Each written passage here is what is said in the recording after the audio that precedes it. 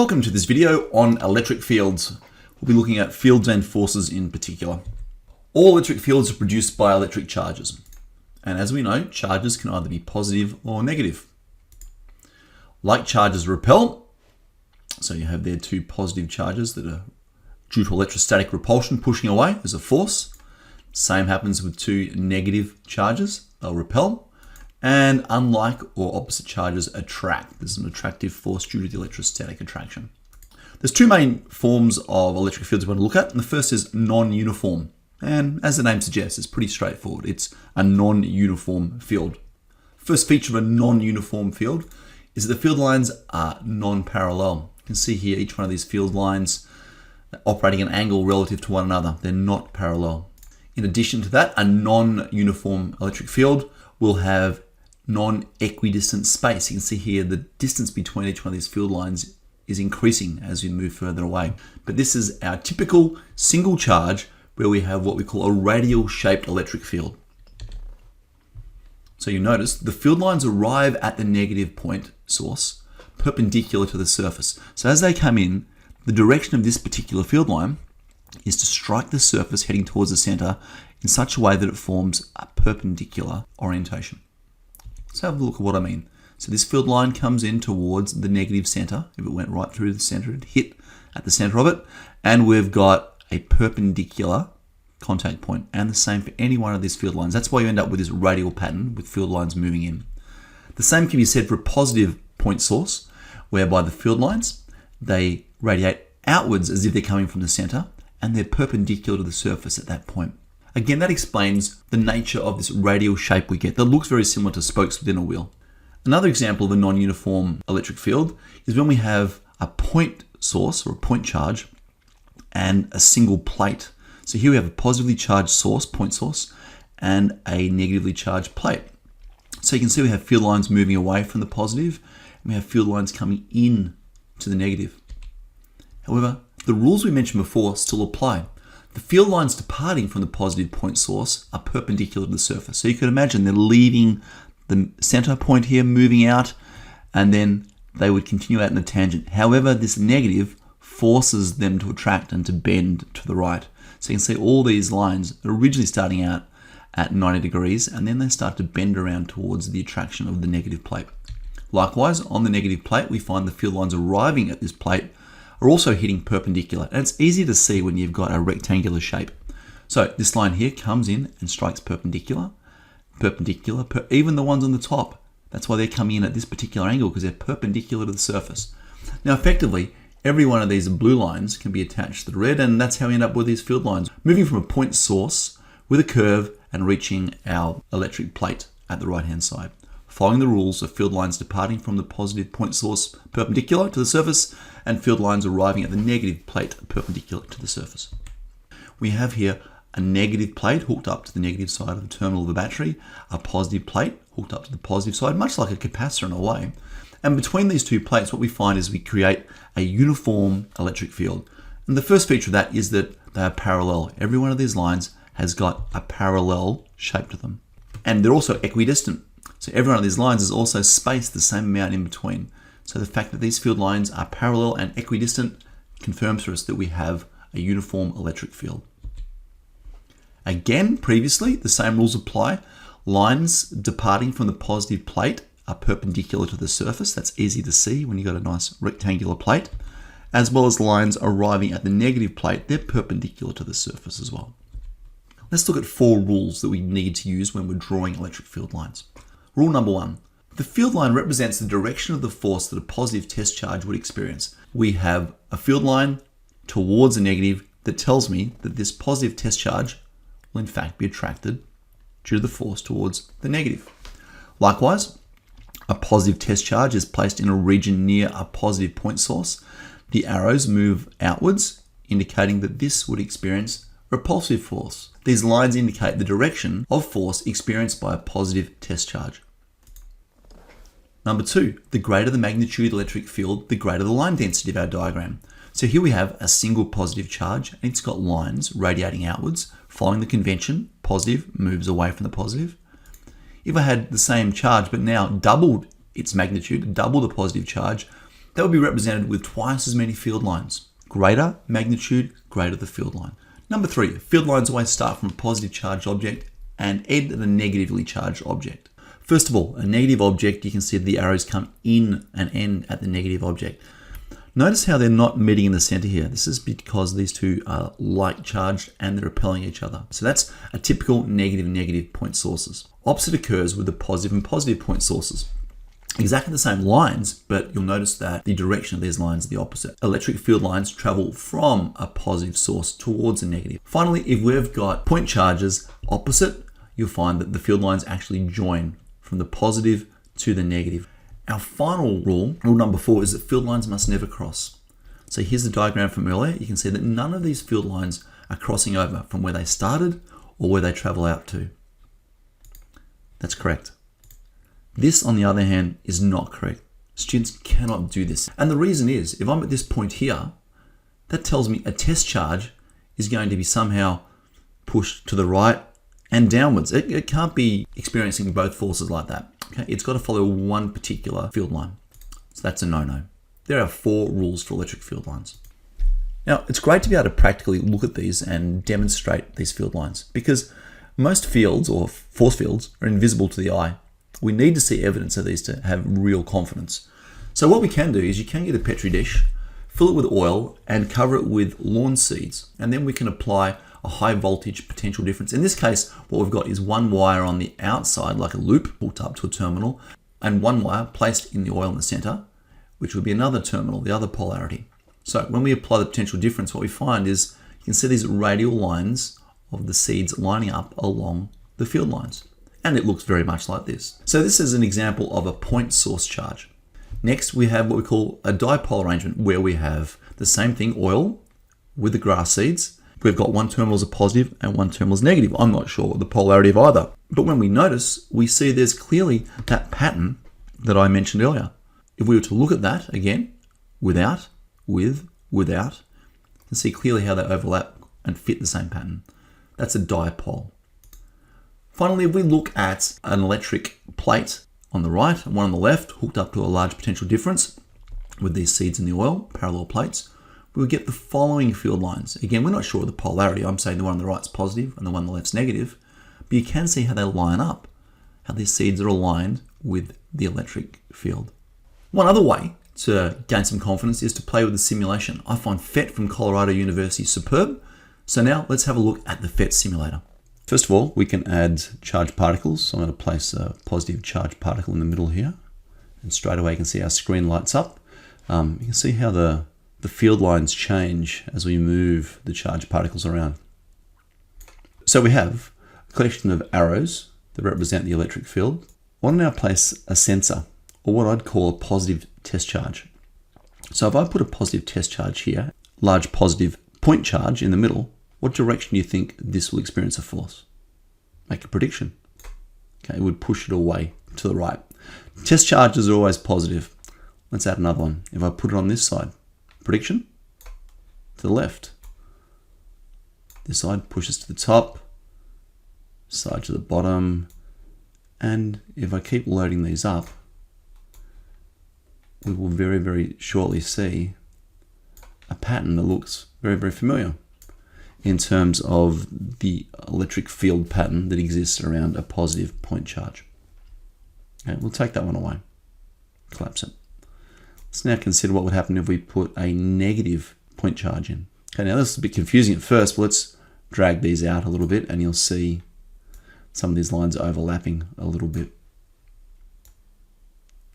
Pull them a little bit of a distance away. Good. Now at this point we can definitely see that we have field lines that are directed radially inwards towards the negative point source. Because we know that a test charge is positive, positive will electrostatically attract the negative, and we have that familiar wagon wheel radial. If I move them in closer, of course it'll look more like it. That radial force heading in towards the negative point charge. So that's pretty much backing up our first rule of electric fields. If we were to increase the charge, so we're going to add another negative nanocoulomb You'll see how the system becomes more bright, more intense. This is a way of representing the stronger electric field around a stronger charge. Okay, I've reset our positive point charge and our 1, 2, 3, 4, 5, 6, 7, 8 different test charges, our sensors. You can see at the moment there's a force being exerted on each one of these 8 sensors, depending on how close they are to the point charge. I can also add in some values, which tells us at a particular position. This gives you your reference in terms of degrees. This is nearly 90 degrees above the test charge. And this has got an electric field of 9.03 volts per meter, which is one of the units we can use to measure electric field strength. So if I were to double that, see what happens. Okay, we can see apart from it getting brighter, that all these vector arrows have got larger. So this one now has a field of 17.7 volts per meter. Let's triple it. It goes up to 26.4 volts per meter. 35 volts per meter. You can see that every time we increase our charge, the electric field strength is getting higher and higher at each of these 8 different points. This provides evidence to support our second law of graphing electric field lines, and that is the higher the electric field, the greater the line density. Let's add a positive charge and a negative charge. Predictions in terms of field line. Rule number 3 for our field line. What direction they travel? Is it positive to negative, negative to positive? It is positive to negative. Okay, so we can clearly see here that the field arrows are traveling from the positive to the negative. And we can bring them closer if we wanted to or further away. Nice clear field lines. Okay, so that's rule number 3. Rule number 4 was that field lines can never cross. Well, it's a bit hard to demonstrate with this, but clearly you can see all these lines traveling. None of them are crossing over. Okay, we could easily, if I spread these out a bit, we can easily see the pattern of a field line from there to there, from there to there, and so forth. And out the back here, spreading away, and the same coming in from the right-hand side to this point charge. There are plenty of other investigations we could carry out. So for example here, I can grab my equipotential, which is measuring the electric field potential or voltage at points. So I could measure that. I can move across, measure that, move across, and continue this. I could then also get my measuring tape and measure the distance. It's about 50, 100, 150, 200, 250, 300, etc. And from that, I could plot a graph, which would allow me to have a look at the inverse squared relationship between the electric potential, or indeed the electric field strength, and the radius of separation from that point to the charge. The potential voltage versus distance data collected from the PhET simulator is shown here in Excel, whereby we have the distance in centimeters and the potential difference in volts. So we have our graph, and we can see that at the start, at a short separation distance, that is the distance relatively close to the point source, we have quite a high voltage. And as we increase that separation distance, we find that our potential drops very, very quickly and then steadies out. This has that nice inverse squared look. It's asymptotic towards the bottom, meaning it would take a very, very, very, very long distance to get anywhere near zero potential. And it's asymptotic towards the vertical axis as well, meaning that at a very small separation distance, we'd have an extremely high potential difference. This provides some level of evidence that the electric field strength is in fact proportional to 1 on R squared. Let's now check out some equations that are relevant to electric fields. First of all, we've got Coulomb's law. Now, Coulomb's law states the force between 2 point charges at rest is directly proportional to the product of the magnitude of the charges and inversely proportional to the square of the distance between them. And here it is in an equation, an impressive looking equation. F is the force between 2 charges, Q1 and Q2. K is the Coulomb constant. It's 8.99 by 10 to the 9 Newton meter squared per Coulomb squared. Q1 is the charge 1 of the first charged particle in coulombs. Q2 is the charge of the second charged particle in coulombs. And R, the radius, is the distance between the 2 charges in meters. So let's look at an example here. First example, charge 1 has a charge of minus 5 microcoulombs and charge 2 has a charge of 4 microcoulombs. Given they are separated by 2 centimeters, calculate the magnitude and determine the direction of the electric force acting on each particle. Okay, so first of all, we're asked to find the magnitude of the electric force, F equals question mark. We know the charge of the first one is minus 5 microcoulombs. Now, when we're working out the magnitude using this equation, I'm not worried about the negative. I'll come back to the negative later when we want to analyze the direction. So I'm just using a positive value. So the charge of charge 1 is 5 by 10 to the negative 6. That's what a micro is, coulombs. Charge 2 was 4 microcoulombs, or 4 by 10 to the negative 6 coulombs. And R, the separation distance, is 2 centimeters, or 2 by 10 to the negative 2 meters. And of course, we've got the constant as well, Coulomb's constant. Here's our equation. Let's sub in the values. I've color-coded them to try and make sense for people following these steps. So K was 8.99 by 10 to the 9. That's the constant. Our first charge was 5 microcoulombs. Second charge was 4 microcoulombs. And the radius was 2 by 10 to the negative 2 meters. And of course, that has to be squared. That's the most common mistake students forget, is not to square the R value. So that generates a force between these two charges of 449.5 newtons. The magnitude of the electric force on each is equal. Newton's third law effectively, equal and opposite forces. And the force is attractive because one's a negative charge and one's a positive charge. We can now look at this example using the PhET simulator. In our example, charge 1 had a charge of minus 5 microcoulombs. Charge 1, Q1, minus 5 microcoulombs. And charge 2, Q2, had 4 microcoulombs. We then had a separation distance of only 2 centimeters, which gives us a force on Q1 by Q2 of 449.378 newtons, or you could state it as a force on Q2 by Q1 of 449.378 newtons. There's also an equation that allows us to determine the electric field of a point source. I won't go into the derivation, but it is as follows. The electric field strength around a point charge is non-uniform. It's directly proportional to the magnitude of the charge and inversely proportional to the radius squared. So here's our equation. E equals kq over r squared, where E is the electric field strength in newtons per coulomb or volts per meter. K is the Coulomb constant, 8.99 by 10 to the 9 newton meters squared per coulomb squared. Q is the point charge. Here we're looking at just one single charge, so it's only one Q value, and that's measured in coulombs. And R is the distance from the center of the charge in meters. So for example, if I wanted to test what is the field strength at this point where my cursor is, I would have to know the charge and the radius and place it in this equation. So an example to have a look at, please. What would be the magnitude of the electric field strength 5 meters from a charge of magnitude 6 microcoulombs? So the electric field strength is a question mark. The charge at the center is 6 by 10 to the negative 6 coulombs, or 6 microcoulombs. The radius of separation from the charge to our point of testing is 5 meters. And the Coulomb constant is, as we know, 8.99 by 10 to the 9 newton meters squared per coulomb squared. Let's substitute these values into our equation. So K, we put that in, 8.99 by 10 to the 9.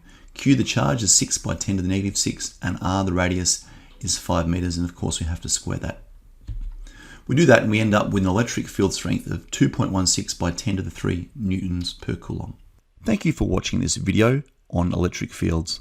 I hope this video has provided some clarity in terms of the 4 electric field rules, in terms of Coulomb's law, and how to calculate electric field strength. Please check the comments section of this video for links to the 2 PhET simulations and a link to the oil seed electric field video